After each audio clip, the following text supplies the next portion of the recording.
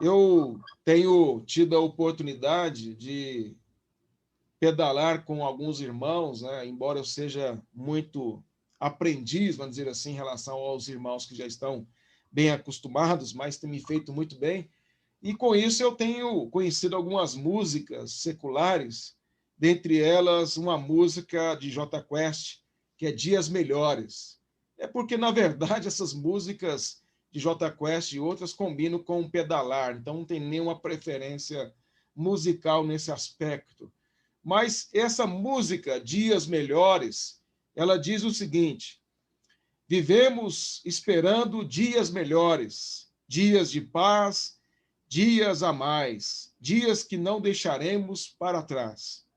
Vivemos esperando o dia em que seremos melhores, melhores no amor, melhores na dor, melhores em tudo. Vivemos esperando o dia em que seremos para sempre. Vivemos esperando dias melhores para sempre, dias melhores para sempre, e assim a música continua. O que nós percebemos nesta letra desta música, Dias Melhores, Jota Quest, é que existe aqui uma esperança de dias melhores, como o tema da música é esse, dias melhores, em que a realidade aqui será melhor. Dias em que nós iremos ser melhores no amor, melhores da dor, melhores em tudo. Há uma expectativa aqui em que serão deixadas coisas para trás e que haverá um momento em que a humanidade ela vai amadurecer, ela vai compreender melhor as coisas e assim ela vai ter padrões de justiça melhores. O que está implícito é isso. Terá uma maturidade melhor em relação uns aos outros. Então nós seremos melhores e nós teremos dias melhores. É lógico que essa expectativa é uma expectativa falsa, é uma expectativa que distorce a verdadeira expectativa, porque é uma expectativa de dias melhores a partir do homem, a partir desta humanidade, da maneira em que ela está, desta humanidade caída, desta humanidade rebelde a Deus. Mas existe mesmo nesta humanidade caída, rebelde a Deus, uma expectativa por dias melhores, uma expectativa por redenção, mas por redenção a partir do próprio homem, a partir da ciência, a partir de uma boa convivência social, cultural, em que seja dias melhores.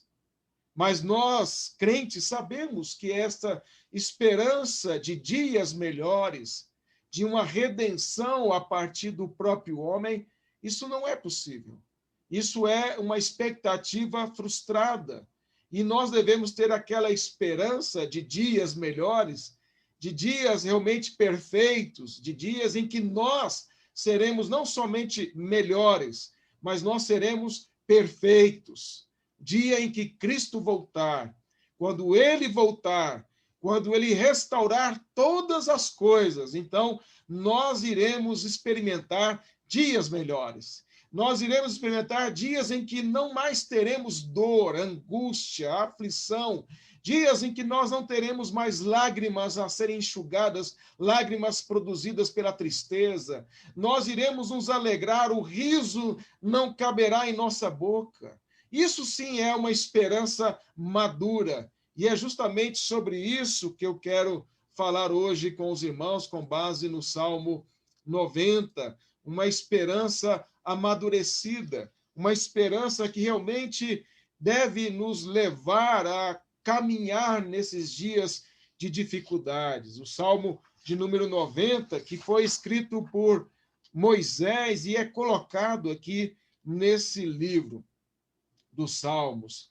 Mas antes de considerar aí o Salmo 90, é necessário que eu te lembre de algumas coisas que eu já coloquei em alguns estudos aqui esse mês de março sobre os Salmos, tentando mostrar a você o papel do compilador e o papel do autor ou dos autores dos Salmos. Isso é muito importante, irmãos, e você vai ver que isso ajuda muito a entender o que o Salmo 90 está dizendo.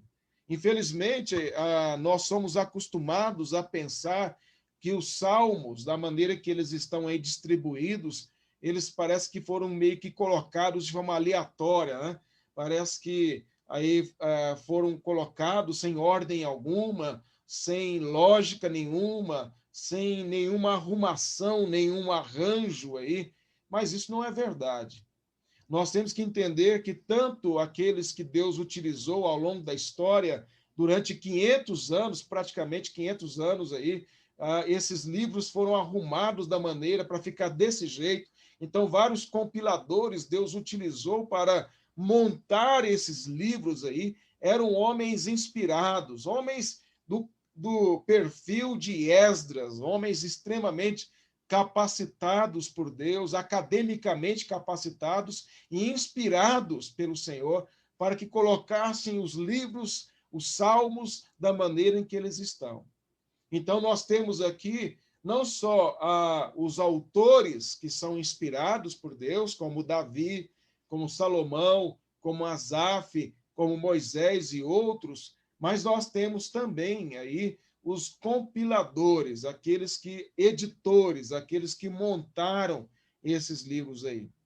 Então, isso é muito importante e fica bem fácil de nós entendermos e provarmos isso.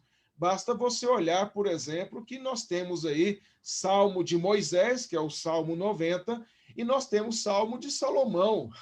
Então, a distância histórica é muito grande entre Moisés e Salomão. E aí nós temos esses salmos juntos aí, montados, colocados aí, e quem ou quais pessoas colocaram esses livros desta maneira? E por que eles fizeram isso? E esta é uma das questões que nós devemos abordar, né? Por que esses compiladores montaram esses livros desta forma? Eu quero aqui apresentar bem rapidinho aqui para você entender que, primeiro, que nós temos quantos livros os Salmos, né? Lembra que eu falei de manhã sobre os livros, né? São 5 livros. E aí, por que são 5 livros? Porque eles estão ligados, os compiladores montaram os salmos, selecionaram os salmos e colocaram em 5 livros para formar todo o saltério, para estar relacionado à lei, à Torá. O que é a lei, pastor? A Torá é o Pentateuco. Quantos livros tem no nosso Pentateuco? Nós chamamos de Pentateuco, mas o judeu chama de Torá. Quantos livros nós temos no Pentateuco ou na Torá? 5 livros, de Gênesis a Deuteronômio. Então, quem compilou por último esses salmos e montou esses 5 livros, fez 5 livros justamente para fazer um paralelo com o Pentateuco. E aí nós temos, assim como nós temos no Pentateuco ou na Torá, seja como você quiser chamar, Pentateuco ou Torá, os 5 livros da lei, assim como nós temos lá poemas, instruções e exortações, poderia colocar aí narrativas também, históricas, nós também temos nos Salmos. Os Salmos têm poesia, têm instrução, têm exortações. Então, veja que há um paralelo aqui entre os Salmos e o Pentateuco, e é por isso que eles foram montados desta maneira aí. Então, quando nós olhamos desta forma, nós podemos compreender que existe claramente uma razão, propósito de esses livros serem montados desta forma. Só para que você possa, para ficar mais claro ainda para você, a minha argumentação, nós temos aí o livro 1, 2 e 3. O livro 1 é do Salmo 1 ao 41. O livro 2 é do Salmo 42 ao 72. O livro 3 é do 73 ao 89. O livro 1, que é dos Salmos 1 ao 41, fala do estabelecimento do reino do Messias, do ungido do Senhor, que é Davi, que aponta para Cristo. Então, fala do estabelecimento desse reino. O livro 2, que é o Salmo 42 ao 72, fala do reino mundial desse Messias, desse filho de Davi, é uma referência ao reino de Cristo e mostrando que ele vai ser mundial, não é apenas ali para Israel. No livro 3, nós temos o Salmo 73 ao 89, nós temos aí salmos que falam de vitórias, de aflições causadas pelos inimigos do povo de Deus. Então, você vai ver muito, por exemplo, o Salmo 73, o Salmo de Asaf, fala ali do quanto ele teve aquela crise em relação aos soberbos, aos arrogantes, aos ímpios, ao ver a prosperidade deles. Então, os Salmos de 73 a 89 fala muito dessa angústia, dessa aflição do justo em relação aos inimigos. Mas aí, se terminasse no livro 3, ficaria ruim, né? Porque ficaria muito melancólico os Salmos. Então, aí o compilador colocou o livro 4, pegou os Salmos, o Salmo 90 ao 106, que fala de uma visão madura sobre a vinda do reino do Messias, ou seja, não é para ficar só sentindo aflição e angústia.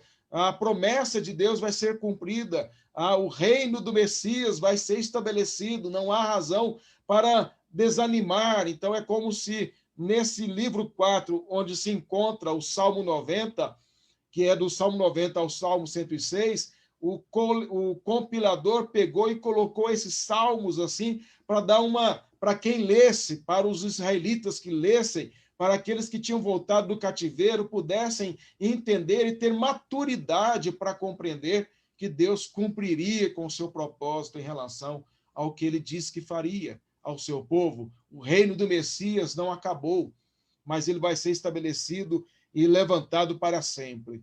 E aí o último livro, que é o livro 5, que é do Salmo 107 ao Salmo 150, termina com a promessa de vitória absoluta de Deus, do estabelecimento do reino. E aí, se você pegar os últimos 5 livros dos Salmos, aliás, desculpem, os últimos 5 Salmos, ou seja, do 145 ao 150, você vai ver que são salmos de aleluia. São 5 vezes aleluia, 5 salmos de aleluia. Louvado seja o Senhor. Então, toda esta montagem, esse arranjo aí, foi feito de forma inspirada, para nos mostrar uma visão madura acerca da providência de Deus, acerca da maneira como Deus governa a história e ele cumpre os seus propósitos em relação ao seu povo.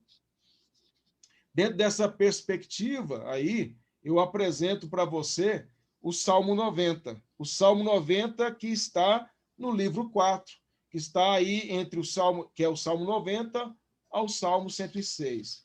Para que, de fato, o que eu estou dizendo seja verdade, eu preciso demonstrar a você que entre o Salmo 90 e o Salmo 106 existem mensagens semelhantes que abordam uma essência, um mesmo tema, com alguns subtemas. Então, se eu falei para você que o livro 4, que é onde está o Salmo 90, mostra como devemos ter uma visão madura acerca do estabelecimento do reino de Deus e o cumprimento das promessas desse reino, então nós precisamos encontrar nesses salmos as mesmas mensagens.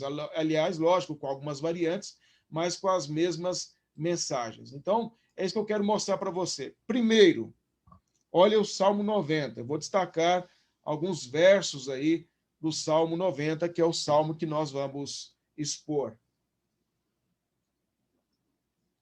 O Salmo 90, ele fala no verso 1: Senhor, tu tens sido nosso refúgio de geração em geração. Olha o verso 3. Tu reduzes o homem ao pó e dizes: tornai filhos dos homens. Olha o verso 5 e 6. Tu os arrastas na torrente, são como um sono, como a relva que floresce de madrugada. De madrugada viceja e floresce, à tarde murcha e seca. Olha o verso 13 e 14. Volta-te, Senhor. Volta-te, Senhor, até quando? Tem compaixão dos teus servos. Sacia-nos de manhã com a tua benignidade, para que cantemos de júbilo e nos alegremos todos os nossos dias. Eu vou aqui passar mais um slide, que é ainda no Salmo 90. Olha o verso 16 e o verso 17. Aos teus servos apareçam as tuas obras, e a seus filhos a tua glória. Seja sobre nós a graça do Senhor nosso Deus. Confirma sobre nós as obras das nossas mãos. Sim, confirma as obras das nossas mãos. O que você percebe nesses versos que eu destaquei no Salmo 90? Que ele fala que o Senhor é o nosso refúgio de geração em geração. Então, Deus é o refúgio do seu povo. Lembra que eu disse que no livro 3 falava das aflições causadas pelos inimigos? E aí, então, o livro 4 vai falar de que Deus é o nosso refúgio, que Deus é aquele em que nós podemos descansar. O Salmo 90 também fala que ele reduz os homens, os ímpios, ao pó. Ele diz, tornai filhos dos homens, e ele então ordena a morte destes que são ímpios. Ele fala de Deus arrastar na torrente, dizendo que é como um sono, como uma relva que floresce a vida do ímpio de madrugada viceja e floresce. Então ele fala de vitória sobre inimigos. O Salmo 90 fala da graça de Deus sobre o seu povo. Ele fala de Deus confirmar as obras das mãos do seu povo. Então, é um salmo que mostra que Deus é o refúgio do seu povo, que os inimigos não vão permanecer vitoriosos, é uma vitória transitória, eles florescem, depois murcham e secam e acabam, mas sobre o seu povo, as obras, ou a obra das mãos do povo de Deus será confirmada com a graça do Senhor. Então, basicamente, é isso que o Salmo 90 está nos falando. Agora vamos ver se isso se confirma no livro 4, no Salmo 90 ao 106. Eu selecionei apenas alguns, não porque outros não falem, mas por causa do tempo, para não delongar muito. Mas eu selecionei alguns salmos entre o Salmo 91 ao 106, para ver se eles falam na mesma direção do Salmo 90, para mostrar a você que essa coleção de salmos aí do livro 4, eles estão falando a mesma coisa, em outras palavras, destacando outros, um destaca um aspecto, outro destaca outro, mas a essência é a mesma, de uma visão madura acerca do futuro, acerca do presente, acerca do plano redentor de Deus, acerca do reino de Deus. Vamos lá.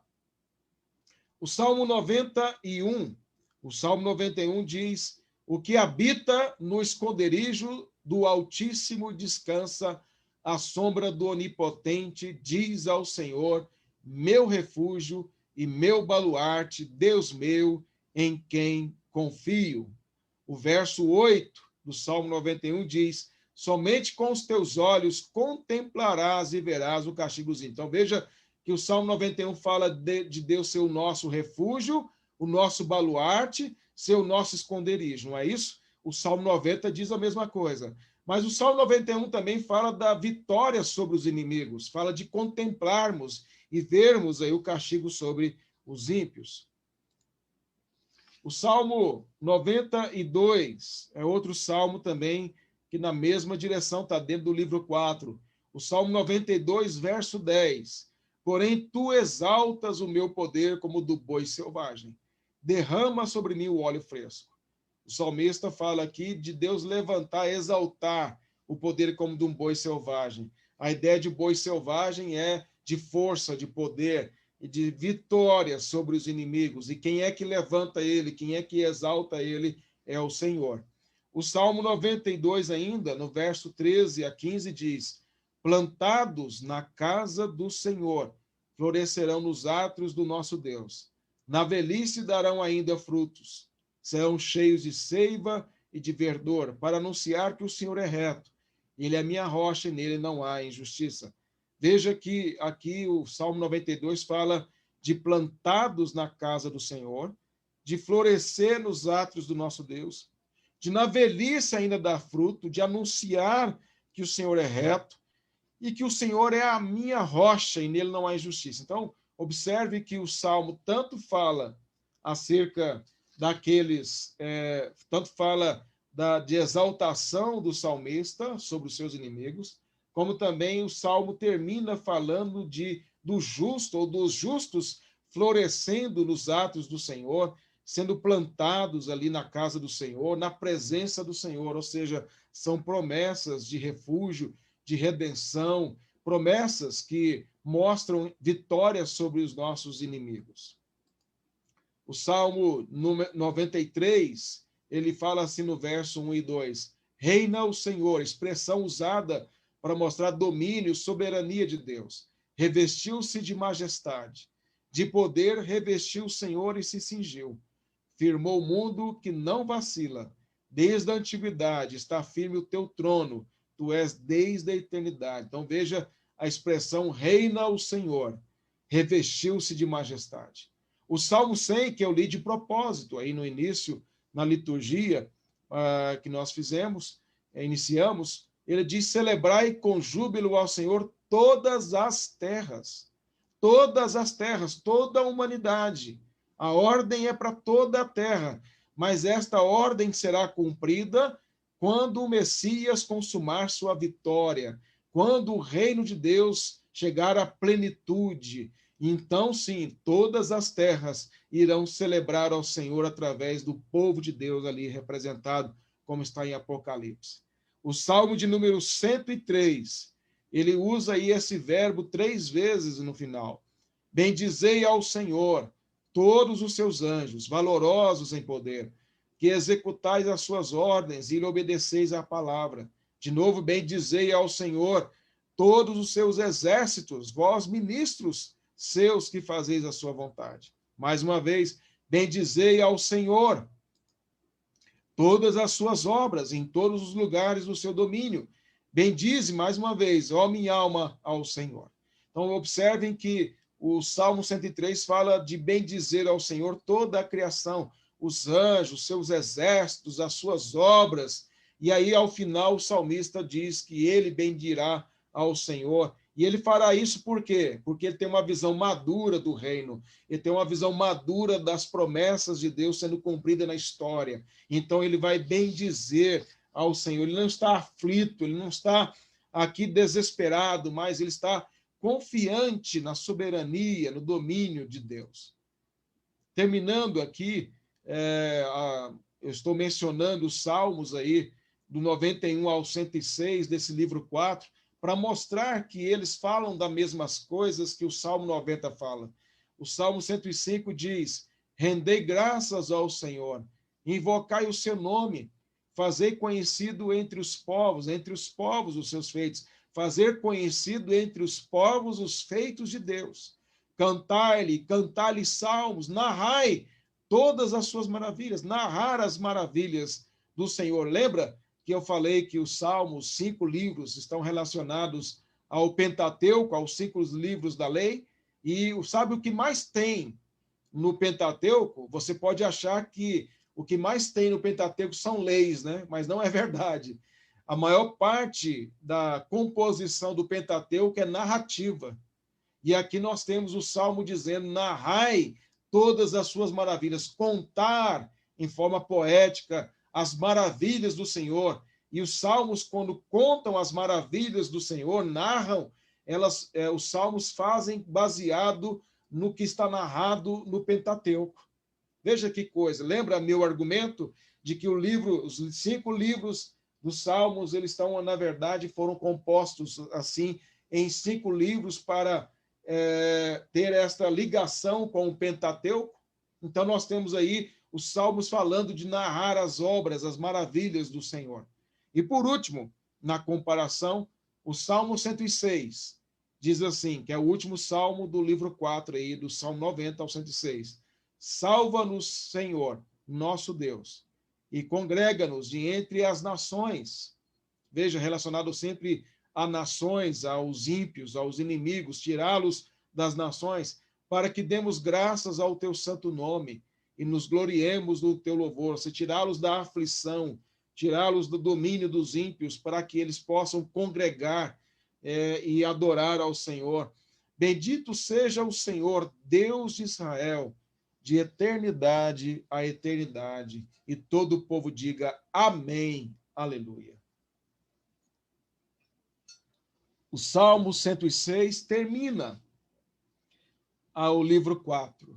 E ele termina com amém, aleluia, para mostrar ao povo que deveriam confiar na providência de Deus. Não deveriam se desesperar diante das ameaças dos inimigos. Eles não deveriam ficar angustiados diante destas dificuldades. Então, o que eu quis mostrar com esses slides para você é você entender que o Salmo 90 ensina, ele se encontra nesses outros salmos até o 106, para mostrar esta visão madura que o cristão, que o justo deve ter diante das aflições e diante das angústias. E é por isso que nós podemos observar que esses salmos que eu li para você, algumas partes, como eu disse, eu poderia citar outros salmos nessa coleção, eu poderia citar outros versos, você pode, aí na sua devocional semanal, ler do Salmo 90 ao Salmo 106, leia um salmo por dia, ou mais de um, e vai lendo e meditando e anotando aí as semelhanças entre eles. Você vai ver que esses salmos, eles falam de quê? Do Salmo 90 ao 106, eles falam sobre o reino de Deus. Eles falam de um trono. Pode observar que alguns falam trono, o que demonstra que está falando de reino. Quando se tem um trono, tem um rei. Se tem um rei, tem um trono, tem um domínio. Então está falando do reino de Deus. Esses salmos falam do reino de Deus. Esses salmos usam a expressão para enfatizar o reino como o Senhor reina.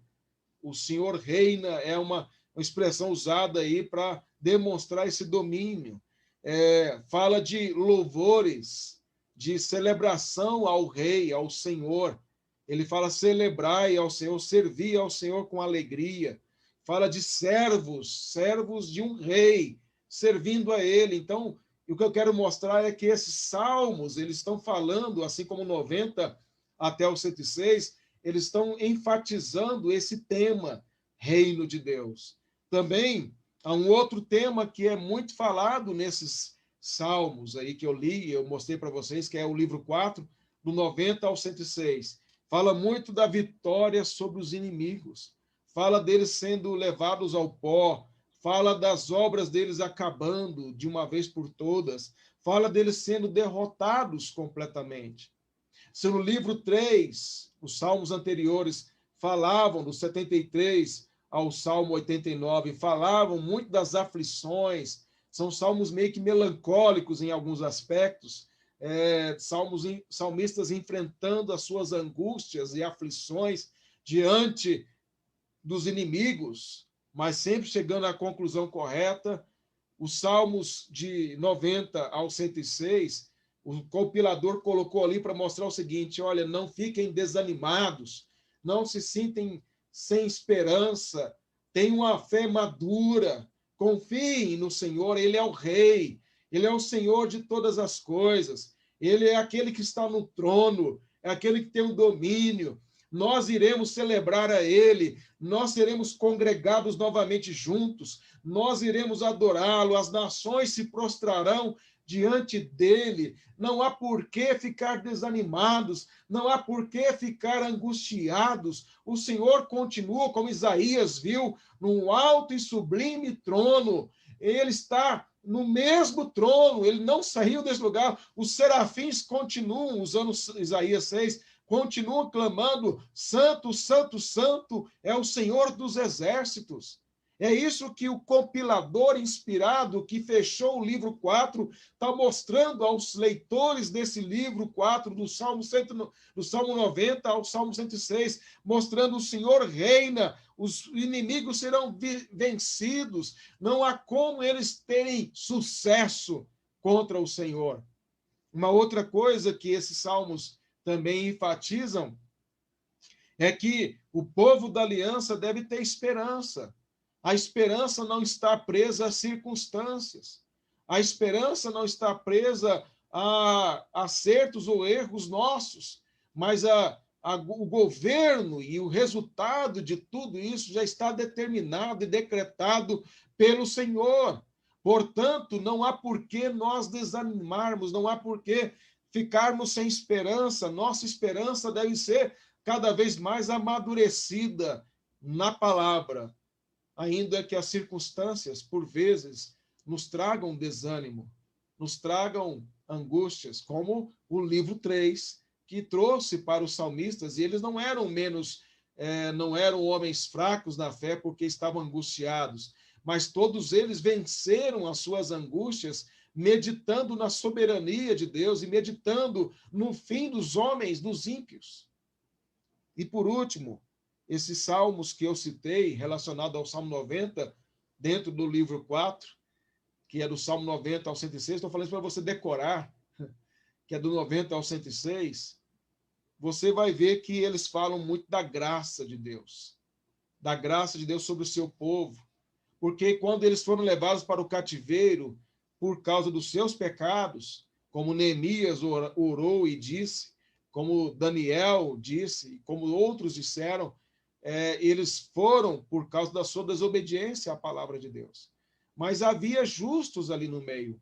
Havia homens como Daniel, havia homens fiéis ao Senhor, que foram levados para o cativeiro e que não eram eles particularmente culpados daquela situação, mas eles foram juntos e por causa desse toco, dessa santa semente, Deus os trouxe de volta para Jerusalém. Mas eles voltaram angustiados, aflitos. Alguns, como lá em Neemias, estavam lá sem esperança alguma. Então a nação está sendo reconstruída. A nação está sendo reconstruída, sabe para quê? Para criar um palco para que o mediador, para que o Messias, para que o filho de Davi pudesse encarnar, que é Cristo. Porque se não tivessem eles voltado, reconstruído os muros, reconstruído Jerusalém, reconstruído o templo, não haveria um palco sendo montado, um palco próprio para que Cristo viesse tornar-se carne. Então Deus preparou todo esse palco, toda esta realidade, para que o reino de Davi fosse levantado de uma vez por todas, para que o reino pudesse, de fato, ser estabelecido para sempre, através de Cristo e através da igreja, que é o Israel de Deus. Compreende o que esses salmos nos ensinam? São estas verdades e outras tantas que eles nos ensinam. Mas eu não quero aqui, não é trazer aqui cada aspecto do Salmo 90, mas apenas destacar 3 aspectos aqui bem rápidos, porque minha intenção maior foi mostrar a você o Salmo 90 dentro do livro 4, como ele está linkado aos outros salmos, até o Salmo 106, e como ele está linkado aos salmos anteriores e posteriores a ele. O Salmo 90 nos fala o seguinte: Senhor, tu tens sido o nosso refúgio de geração em geração. Primeira coisa, o Salmo 90 é salmo escrito por Moisés. E ele está falando que o Senhor é o nosso refúgio. É a ênfase que eu disse para você. Começa essa coleção de salmos falando que o Senhor é o nosso refúgio. Mas o Senhor é o refúgio do seu povo e sempre foi o refúgio do seu povo. Não era o refúgio do povo apenas agora, no período em que a nação voltou do cativeiro da Babilônia. O Senhor sempre foi o refúgio do seu povo em todas as épocas. E aqui é Moisés quem está escrevendo esse salmo muito antes de Davi, muito antes de Salomão, muito antes do cativeiro. E ele está dizendo àquele povo que saiu do Egito, dizendo a eles: o Senhor é o nosso refúgio. Ainda que por algum tempo nós venhamos a ficar escravos e afligidos pelos ímpios, humilhados pelos ímpios, mas o Senhor vai libertar o seu povo, como de fato o Senhor fez ali através de Moisés, que apontava para Cristo.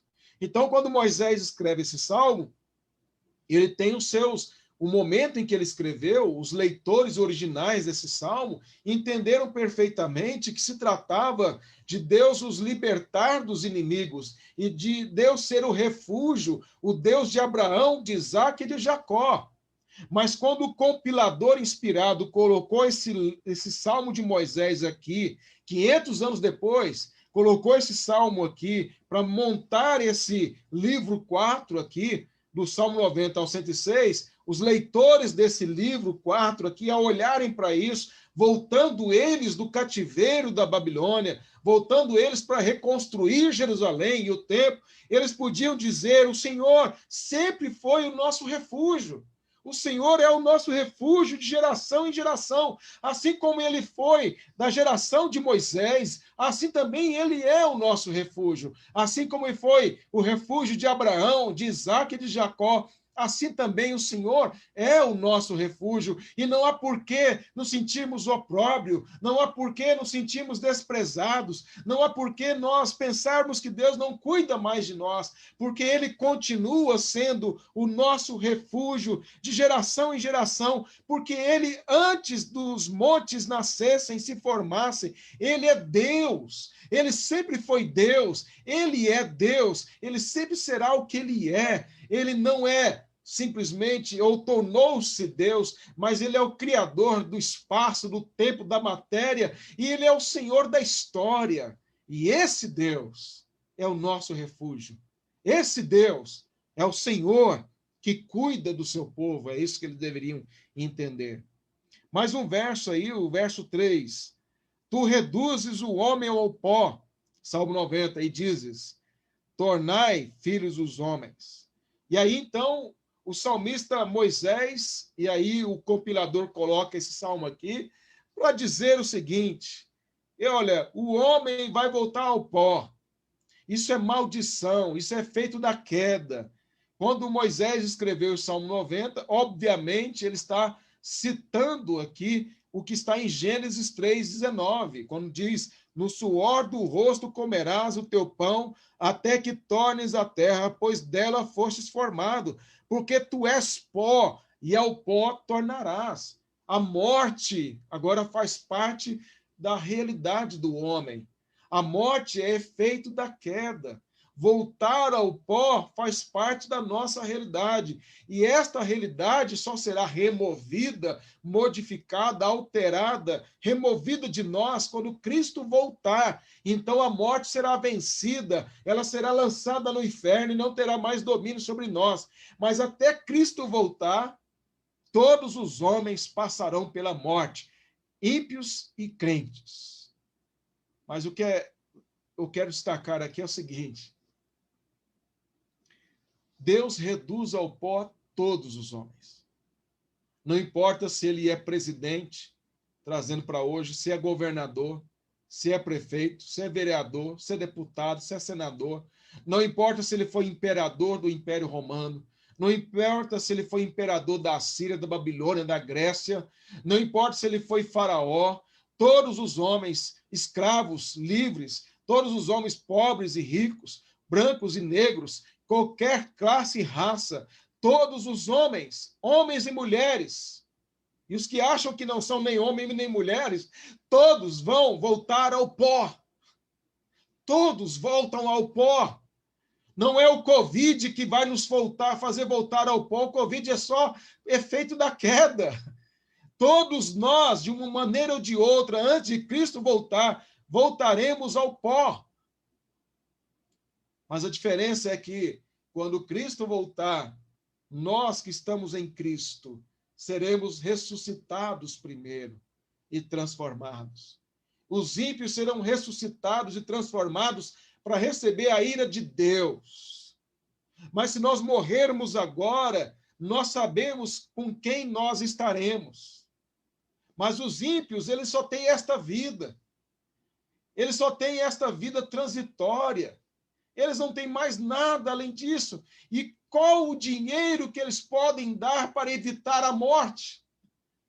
Já observou o quanto que os túmulos dos milionários são belos? Aqui em Limeira mesmo, você vai no cemitério lá no centro, vai ver túmulos de pessoas que foram muito ricas aqui e voltaram ao pó. Os faraós voltaram ao pó pensando que um dia poderiam ressuscitar. Todos os poderosos, ímpios, arrogantes, voltaram ao pó e vão continuar voltando ao pó. Todos vão morrer. Conheço uma pessoa, eu já disse em das minhas mensagens aqui de Limeira, muito rico, mas está morrendo de medo de morrer com Covid. Então só fica em casa. Por quê? Porque só tem esta vida. Porque só tem dinheiro. Não tem domínio nenhum sobre nada. E a questão é que todos nós sabemos que a nossa vida está nas mãos do Senhor. Então, o que o salmista está dizendo é: o Senhor reduz ao pó os seus inimigos. O homem vai morrer. Mas para nós, crentes, morrer é lucro. Por que é lucro? Porque nós sabemos que estaremos com Cristo eternamente. E por último, irmãos, o verso 17. Seja sobre nós a graça do Senhor nosso Deus. Confirma sobre nós as obras das nossas mãos. Sim, confirma a obra das nossas mãos. A graça de Deus permanece sobre o seu povo. O ímpio vai voltar ao pó. O ímpio, como o Salmo diz, de madrugada viceja, verso 6, e floresce, à tarde murcha e seca. O ímpio só tem a vida de impiedade dele. Mas o justo não. O justo se alegra no Senhor. O justo tem sobre ele a graça de Deus. É confirmada esta graça sobre ele, esta obra por causa de Cristo. E, portanto, os leitores originais desse salmo deveriam olhar os feitos de Deus em favor deles lá no Egito, libertando-os e conduzindo eles na peregrinação, como sendo a graça de Deus sobre eles, preservando e confirmando sobre eles. O povo que leu bem depois disso, essa coleção de livros aqui, colocada pelo compilador inspirado, são aqueles que tinham voltado do cativeiro, deveriam olhar e entender que a graça de Deus estava sobre eles, preservando. Nós devemos olhar para esse momento e também fazer a mesma coisa. Nós devemos olhar como o Salmo 90, verso 15 diz: alegra-nos por tantos dias quanto nos tens afligido, por tantos anos quanto suportamos a adversidade. Olhar para o que o povo de Israel sofreu no Egito, da humilhação que eles passaram, da peregrinação, mas entender também que eles possuíram a terra, que eles conquistaram a terra, eles foram exaltados como nação, eles foram formados como nação, e todo esse processo que eles passaram, como Moisés diz aqui, é o processo em que a igreja está passando. Nós estamos passando por aflições, por angústias, por humilhações, e tem que ser assim. Porém, nós sabemos que um dia estas aflições vão passar. Sejam elas mais graves, mais profundas, menos graves e tal, nós vamos passar por aflições, mas um dia, todos nós, povo de Deus, nós iremos viver eternamente, gloriosamente, na terra conquistada por Cristo, novos céus e nova terra.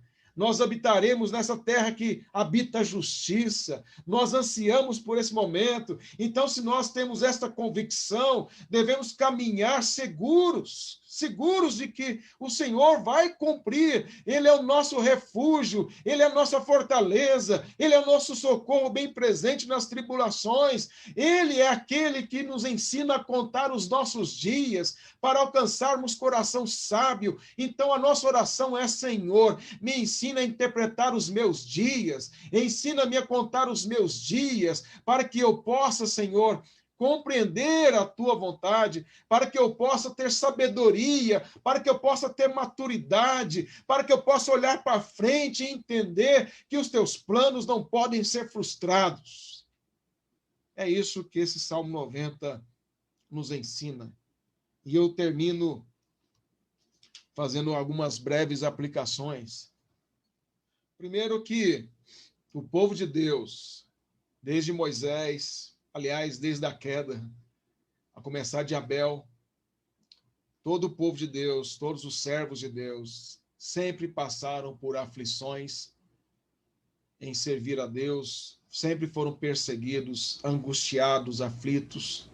Faz parte da nossa caminhada.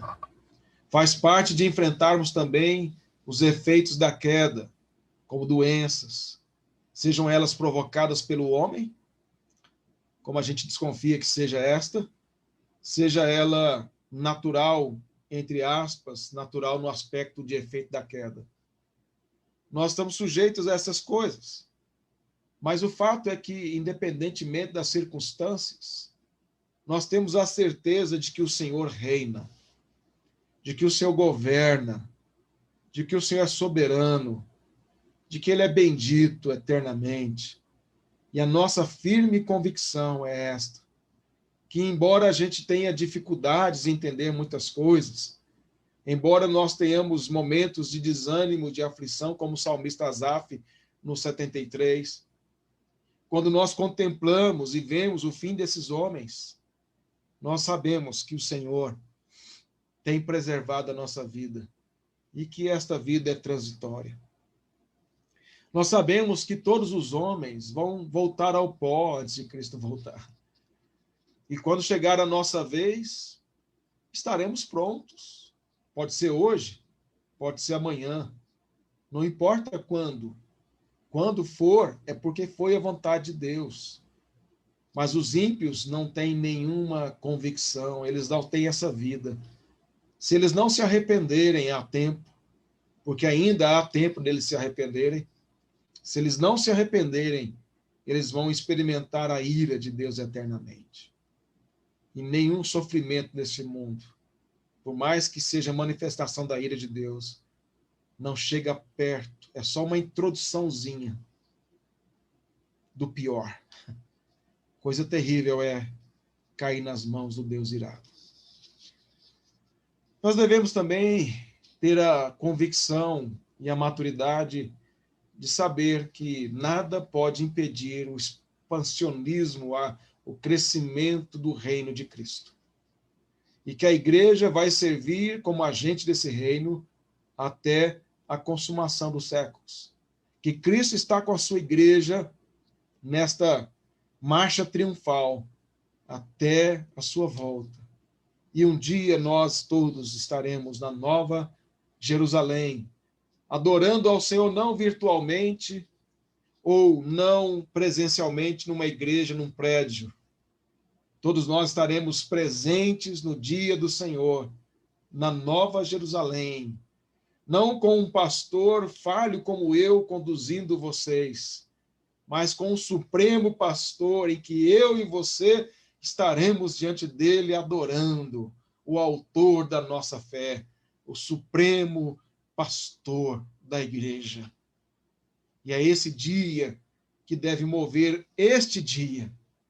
É este dia, aquele dia, que deve nos conduzir nesse dia a caminhar com maturidade cada vez mais. Dias melhores virão, dias de paz, dias de amor, mas não como J Quest disse, mas como a Escritura diz, naquele dia, veremos dias melhores.